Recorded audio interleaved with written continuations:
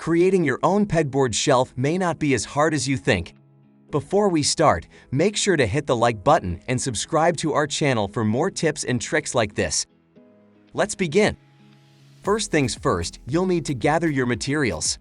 Here's what you'll need: a wooden board for the shelf, screws, and brackets that fit your pegboard's hole size.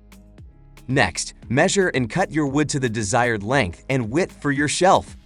A common size is about 12 inches wide and 6 inches deep.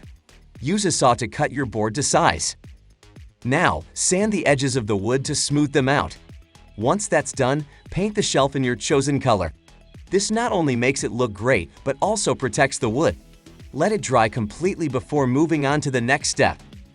After your paint is dry, it's time to attach the brackets. Screw the brackets onto the underside of the shelf. Make sure they align with the holes in your pegboard for easy installation. Now, let's mount the shelf. Place it against the pegboard and line up the brackets with the holes. Secure the shelf by inserting the bracket hooks through the pegboard holes. Depending on your pegboard and bracket type, you may need to screw the brackets into place from the front of the pegboard. This will ensure the shelf is stable and secure. Finally, it's time to organize your items. Start placing them on your new shelf and remember to distribute the weight evenly to maintain stability. Here's a copy of the steps in order. Take a screenshot and save it for future reference. Thanks for watching. See you in the next video.